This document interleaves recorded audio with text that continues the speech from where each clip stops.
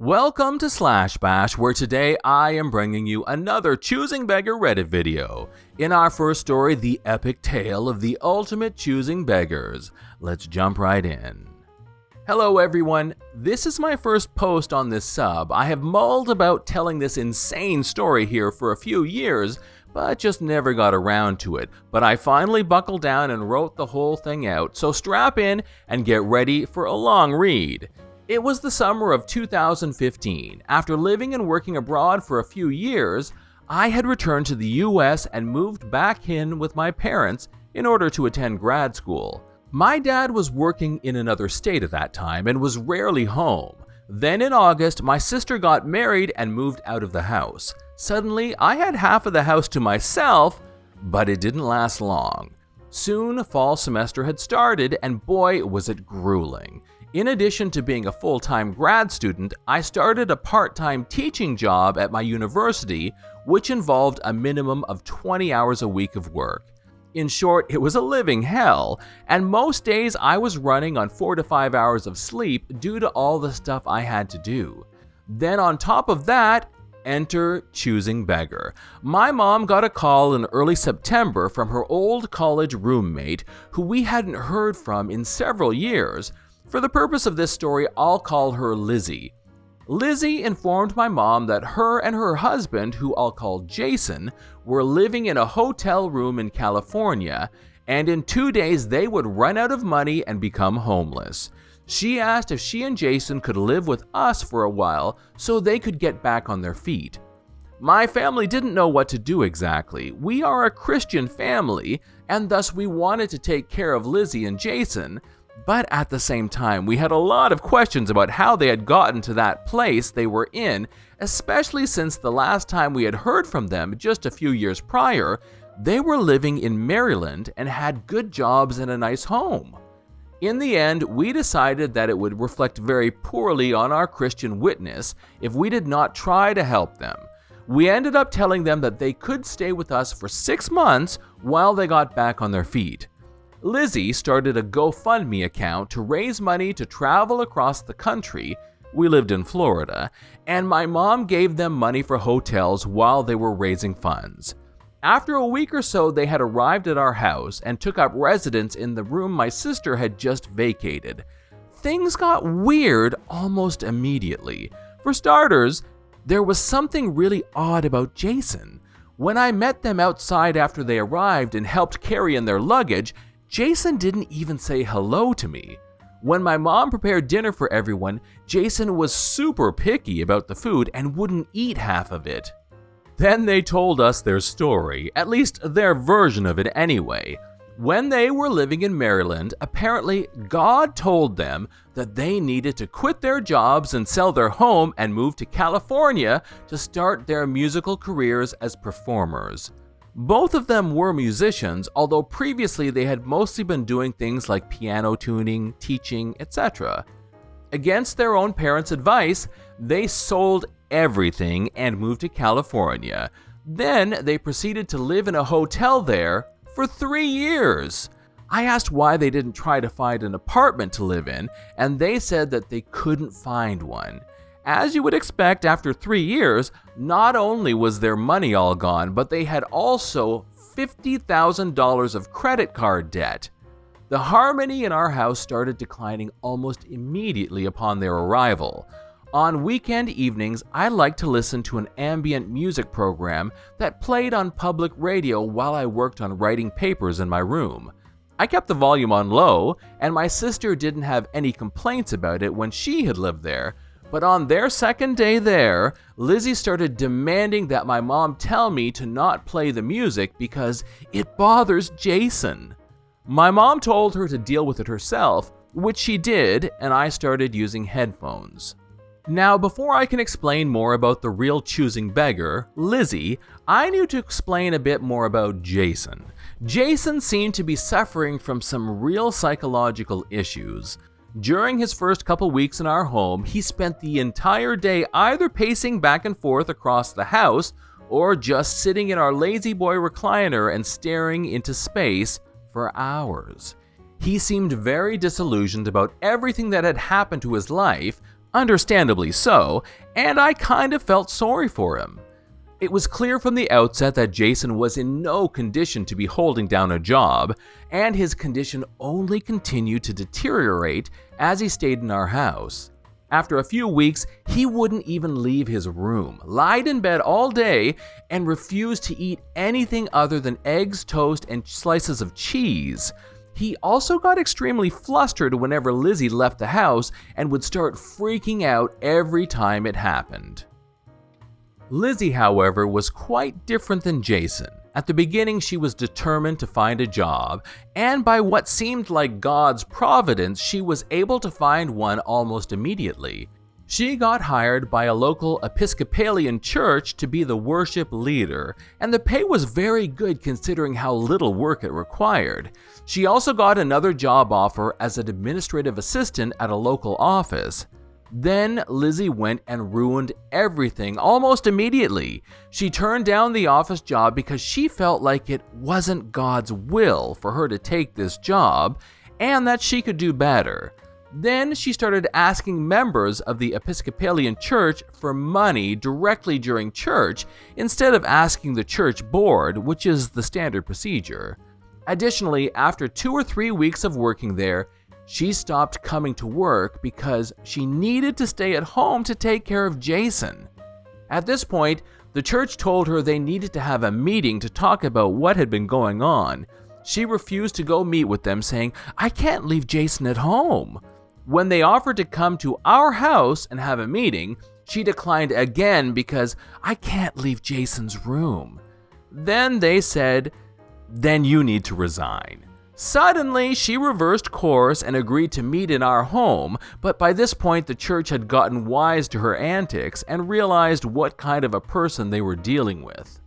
They told her that upon further consideration, there was no need for the meeting because they had decided to fire her.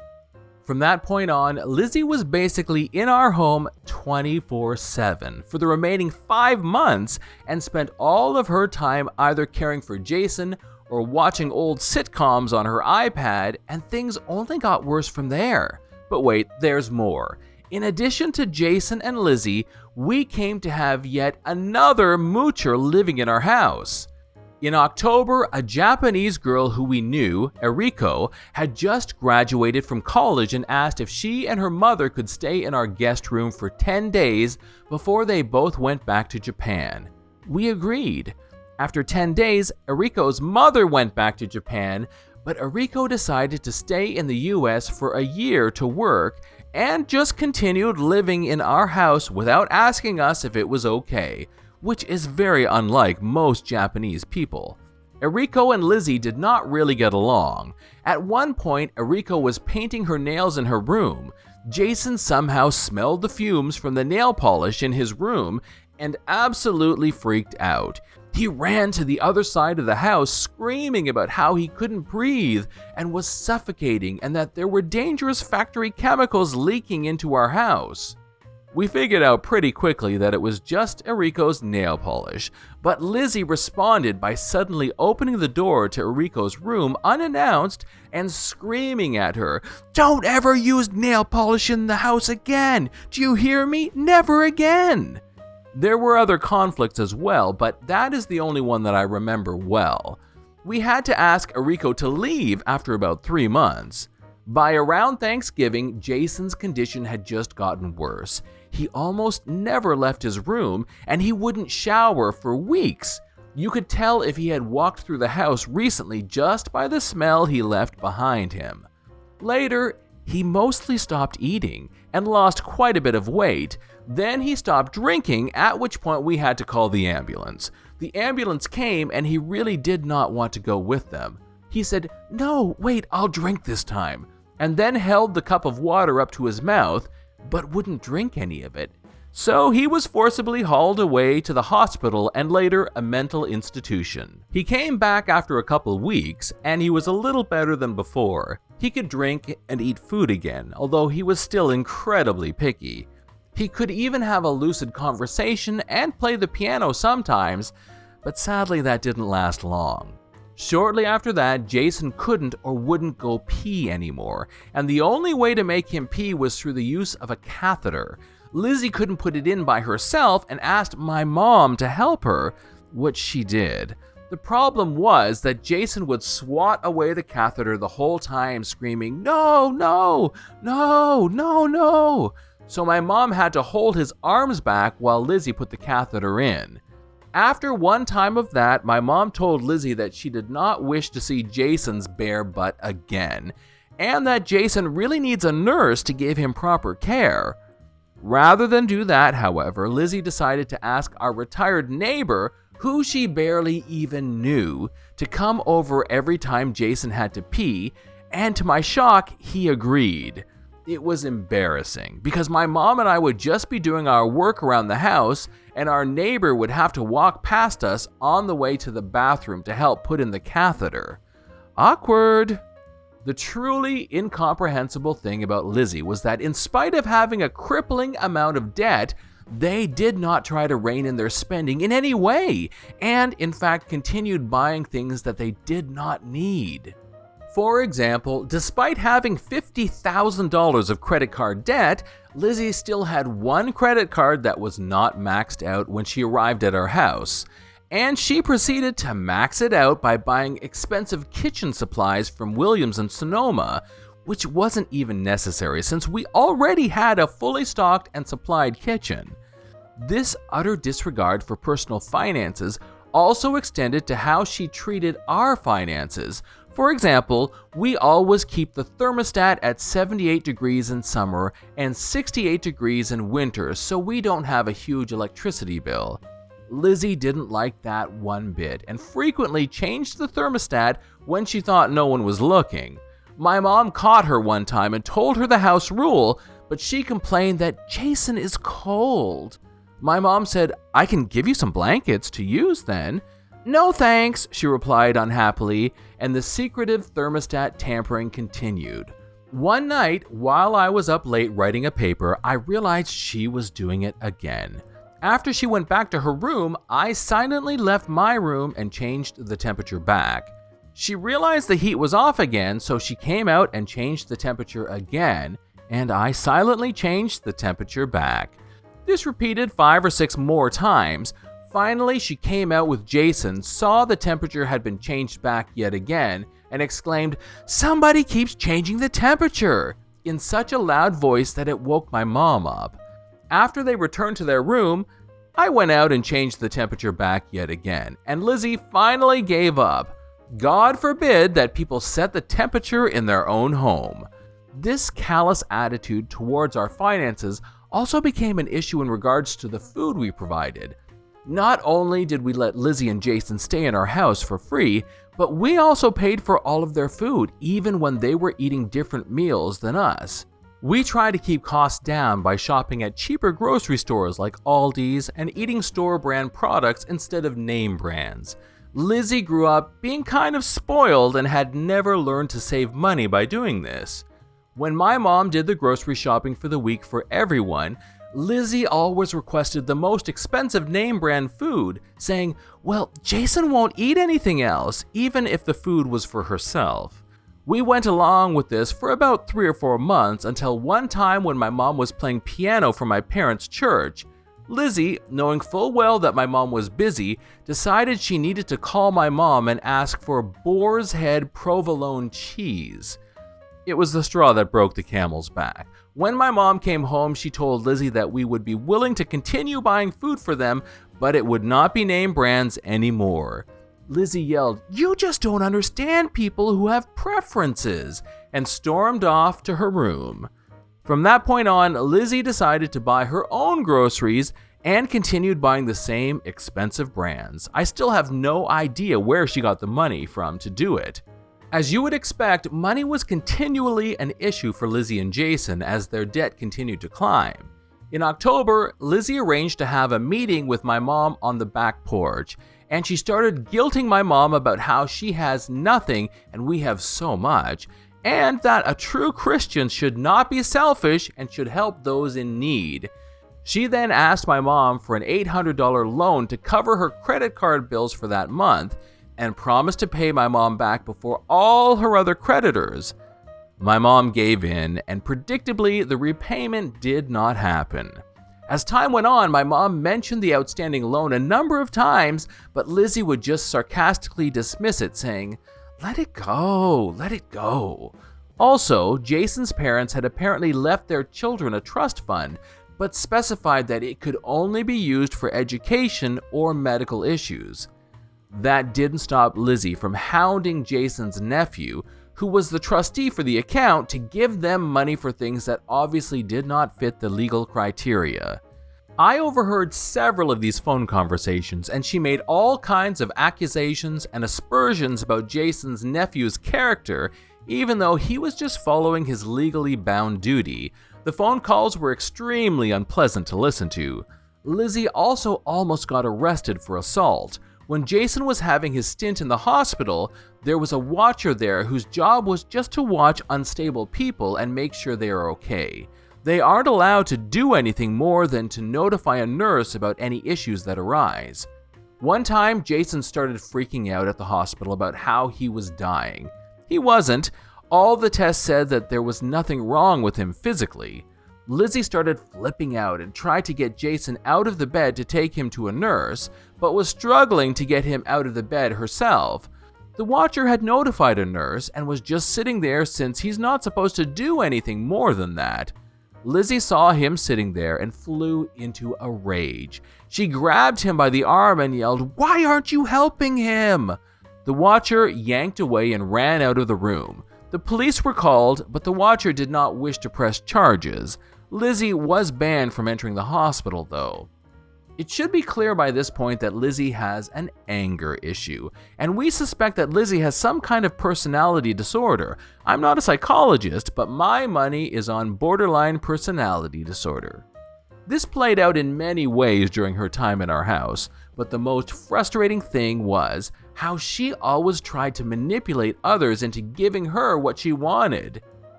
She did this in two ways. First, she would try to get things by being uncharacteristically polite, and when she was being suspiciously polite like that, we knew she was going to ask for something in the next day or two. However, if she did that and you said no to her request, she would fly into a rage, with the hope that you would back down from opposing her. Her anger wasn't limited to this, however, and sometimes she just flew off the handle for no apparent reason at all. One time, my mom was explaining to Lizzie that due to a new system that the garbage trucks were using, she needed to park her car in a different place in the street. Suddenly, Lizzie yelled, "Okay, I get it, shut up now," and then stormed off, leaving my mom utterly bewildered.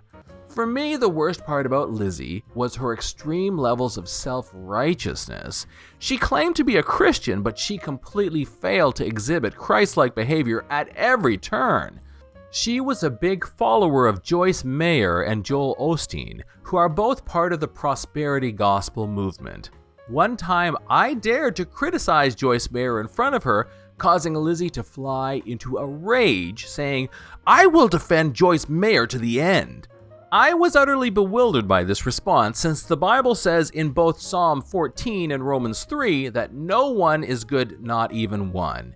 Keep in mind that Joyce Meyer is one of 10 people who were actually investigated by Congress for their practices of enriching themselves at the expense of their followers. Anyway, I digress. The entire time Lizzie stayed with us, she had a holier-than-thou attitude towards us. She openly accused me of not being a Christian because I had never audibly heard the voice of God.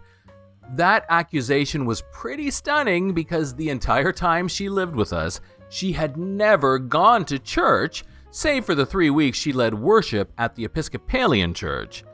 I brought this up one time, noting that Hebrews 10:24-25 says, "And let us consider how we may spur one another on toward love and good deeds, not giving up meeting together, as some are in the habit of doing, but encouraging one another, and all the more you see the day approaching." Apparently, accusing Lizzie of wrongdoing was a no-no, and she angrily responded by saying that they tried all the churches, but none of them are following God's voice. I didn't even know how to respond to such a ridiculous statement like that. I never had the courage to bring up Psalm 37:21 in relation to all her outstanding loans. The wicked borrow and do not repay, but the righteous give generously. The infuriating thing about all of this was that they utterly refused to acknowledge how God had provided for them in their time of need through our family. Lizzie kept talking about how they were at the end of a 7-year trial and that God would deliver them soon with a miracle. My dad once privately told me, "Hello, we were your miracle. We housed you and fed you for half a year, and you got decent jobs as soon as you moved into town. Isn't that a miracle?" Not in their eyes, apparently. Lizzie and Jason's stay with us seemed to last a lifetime, but finally, the 6 months were almost over. I think Lizzie and Jason really wanted to continue mooching off of us for even longer, but it was clear that that wasn't going to be allowed. It was decided that they would return to their hometown in Maryland. My mom had agreed to give them $100 for their trip when they left, but Lizzie started demanding the money early. My mom firmly told her that she wouldn't give the money until the day before she left, which greatly angered Lizzie. About a week before the 6 months were up, Lizzie suddenly stormed into the kitchen, threw a dirty plate all the way across the room into the sink, and yelled, "Are you going to give me the money or not?" My mom firmly replied, "Not until the day before you leave, Lizzie. We already talked about this." Lizzie stormed back to her room, but then emerged 15 minutes later and calmly announced, "We are leaving tomorrow." It was like the best present in the world. My mom gave them the money, and they left the next morning without saying thank you. The story doesn't end there, though. Lizzie left with copies of the keys to our house. My mom had to ask numerous times for the keys back. After a few months, we got an envelope with a giant hole in it with no return address. So much for the keys. At first, my mom just tried forgetting about everything that had happened, but eventually my mom couldn't do it anymore. She trashed everything Lizzie had ever given her over the past 30+ years of their friendship. She also wrote negative reviews on all of Lizzie's Christian books and music CDs on Amazon. Hell hath no fury like a woman scorned, right? My mom was also able to contact one of Lizzie's sisters and Jason's nephew. We found out that we were just one family in a long list of people whose relationship Lizzie had abused for her own ends. As she burned bridges with friends and family members, she would just move on to other more distant relationships. We were just next on the list. Lizzie's sister couldn't deal with it anymore and had cut her off. The nephew was a very kind Christian man and was utterly bewildered by Lizzie's behavior. They both said that Lizzie only ever contacted them when she wanted money or things from them. Upon hearing all of this, my mom became hell-bent on getting her $800 back. She called Lizzie frequently to ask about the money, but typically Lizzie either hung up the phone immediately or never picked up the phone at all. Finally, after at least a year, my mom was able to find the phone number of Lizzie's employer. She called them and had them transfer her to Lizzie. Lizzie was absolutely horrified when she realized my mom had found her employer and could potentially really mess up her life. Lizzie immediately wrote out a check for $800, and that's the last time we ever heard from her. Hopefully, it stays that way. This is John from /Bash. Thanks for watching. If you've enjoyed the video and want to see more of them, then hit that subscribe button. We'd love for you to drop a like, share it with your friends, and we will see you in the next one.